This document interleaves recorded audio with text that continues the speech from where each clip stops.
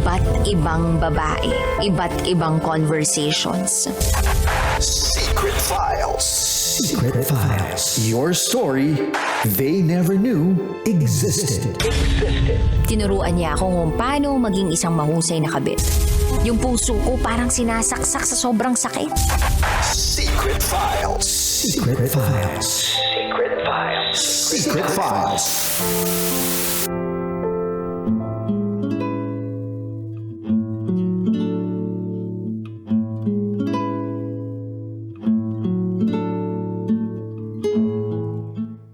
And now, it's time for DJ Rocky's Secret Files.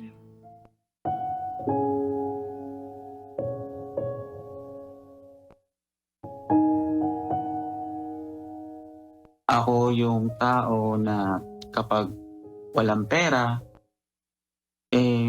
nakakapag-isip ako ng paraan kung ano bang dapat kong gawin para magkapera nang hindi alam ng aking asawa.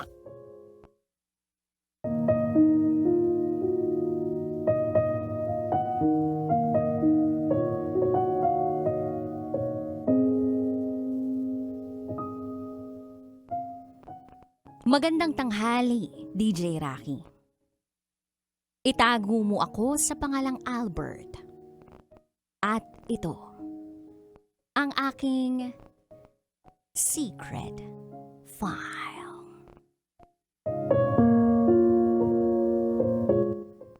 Apat na taon na kaming kasal ng asawa ko.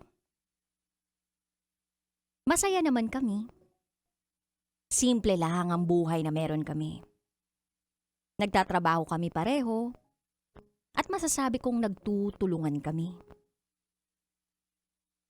Kaya lang DJ Rocky, hindi naman palaging sapat ang kinikita namin. Kaya kapag kinakapos ako, hindi ako agad nagsasabi kay Mrs. Ako na lang ang gumagawa ng paraan. Kapag kulang ang pambayad sa renta ng apartment, rarakit ako. Kapag may kailangan akong mabili para sa sarili ko, mag-o-online ako para magkaroon ng pera. May mga panahong laway lang ang puhunan. Goods na. Pero may mga panahong din na kailangang ikumbinsi ko pa yung taong kausap ko ng personal para siguradong may kita. At habang tumatagal, mas napapadalas. Gumagamit ako ng dummy account para gawin ang racket ko.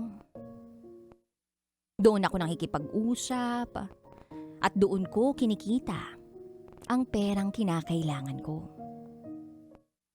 Hindi ko nga alam kung matatawag ko pa bang negosyo ito eh. Basta, eto lang yung nakikita kong paraan para kumita. Day off namin noon ng asawa ko. Nagbanyo ako. Pagbalik ko sa kwarto, nakita ko ang asawa ko na hawak ang cellphone ko. Tahimik lang siya, pero umiiyak. Dito na ako kinabahan. Kasi nakalimutan ko na i-log out ang dummy account ko.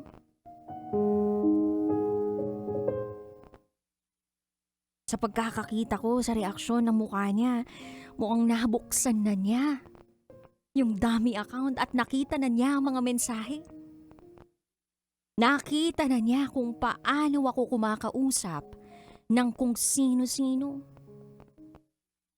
Malamang, bistado na ako mismo ang nangunguna sa pakikipaglandian sa kausap ko. DJ Rocky, Hindi ko na log out ang dummy account na ginagamit ko para kumita ng pera. Yung dummy account na ginagamit ko para mamakla. Yes, DJ Rocky. Namamakla ako.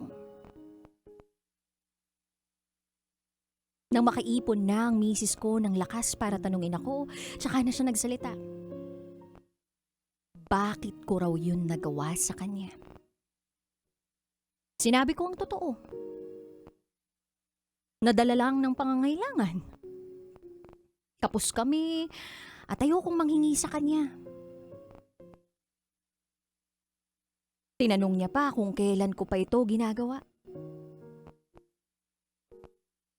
Sagot ko, ngayon lang. Ngayon ko lang ito nagawa sa kanya. At wala na akong balak ulitin pa kaya sana maniwala siya. Pero sa totoo lang, DJ Rocky, hindi yun ang totoo. Walang kaalam-alam ang misis ko. Hindi niya alam na may isang bahagi ng nakaraan ko na pilit kong itinatago. Dahil alam ko na kapag nalaman niya, baka tuluyan na niyang pagdudahan kung sino talaga ang lalaking pinakasalan niya.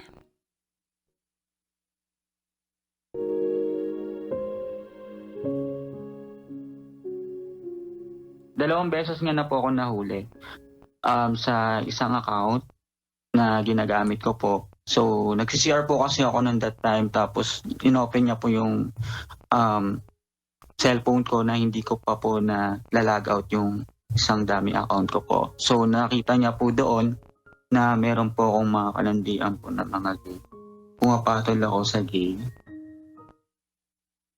Kaya ako lang siya nagagawa because of lack of money.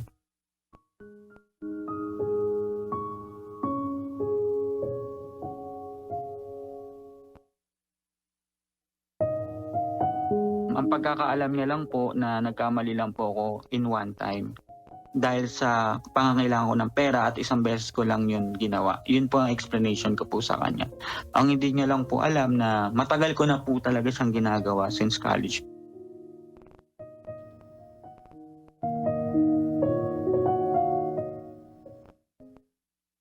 College pa lang ako. Lapitin na talaga ako. Hindi lang ng mga babae, kundi pati ng mga lalaki. Mga bading, bakla, gay. Sumasali ako noon sa mga pageant. Kaya marami akong nakikilala. Doon ko nakilala ang isang bading na naging close sa akin. Single naman ako noon, wala akong girlfriend, kaya wala rin naman akong nakikitang masama sa pagiging close namin. Madalas niya akong niyayayang kumain. Binibigyan niya ako ng pangmerienda, at kapag may kailangan ako, tinutulungan niya ako. Kaya ang nasa isip ko noon, kaibigan lang talaga ang taong to.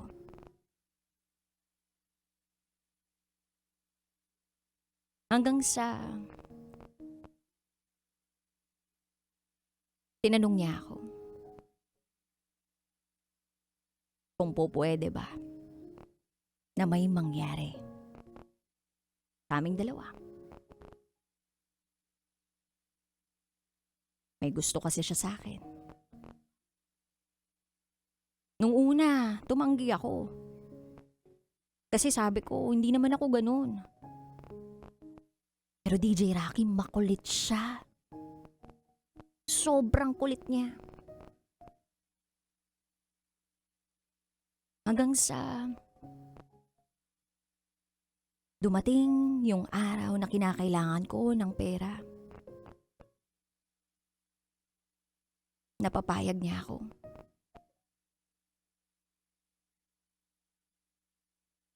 Labag man sa loob ko pero kailangan ko eh. Kinailangan kong tanggapin sa sarili ko yung pagiging mabuti niya sa akin may kapalit pala. Kailangan kong tanggapin sa sarili ko na pumatol na ako sa bakla. At pagkatapos ng may maganap sa akin, lumaki na yung perang ibinibigay niya. Isang beses lang sana. Pero gusto niyang maulit. DJ Rocky, ayaw ko na. Kaya tumanggi ako. Pagkatapos noon, nagbago yung pakikitungo niya sa akin. At hanggang ngayon, hindi ko pa rin yung makalimutan. Para bang yun yung nagbukas ng pinto sa ganung racket ko. Habang tumatagal, kapag nangihirapan ako sa pera, yung mga lumalapit sa aking bakla, sila yung nalalapitan ko.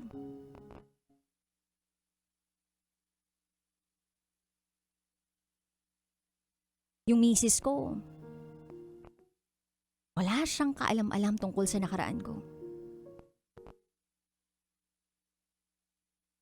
Naisip ko noon, nung humarap ako sa altar, tatapusin ko na lahat ng pagrarakit ko sa bading. Kaya lang, ewan ko, parang adiksyon.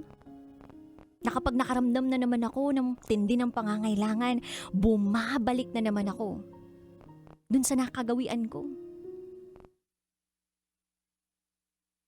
Mas humusay pa nga akong magtago. Dami account, nakikipagkilala ako, nagkipag-usap ako. May mga nakakadate pa ako. Sa iba, laway lang ang puhunan. Pero may mga iba, gusto nila katawan ng kapalit sa pera. Alam kong mali. Maling-mali eh. Lalo na ngayon may asawa na ako. At nung nabisto niya ako, gusto na niyang makipag-iwalay. Nakiusap ako. Sabi ko, bigyan niya muna ako ng pagkakataon. Nabaguhin yung sarili ko. Pinangako ko, natitigil na ako. Pero naulit pa rin. At sa kabila ng sakit na idinulot ko sa kanya, pinatatawad niya pa rin ako. At natatanggap niya pa rin ako.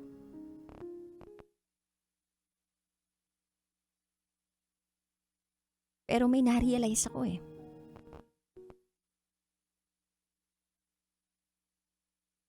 Itong problema na to hindi na tungkol sa pera. Problema ko na to sa sarili ko. Dahil naging paraan kong pamamakla para takasan ko ang mga problema ko. Kaya ngayon, sinusubukan kong ayusin ang sarili ko. DJ Rocky, hindi ko ipinagmamalaki ang mga nagawa ko. Hindi ako proud na patuloy akong pinapatawad at tinatanggap ng asawa ko.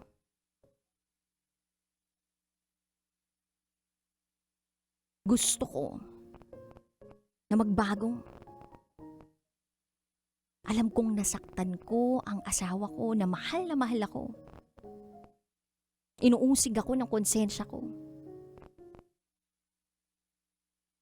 At sana makontrol ko ang sarili ko. Sana tuluyan ko ng mabago itong maling gawain ko. At sana kahit mahirap, matutuhan kong kumita ng pera na hindi ko kailangang magsinungaling sa taong pinangako ko na mamahalin at hindi lolokohin.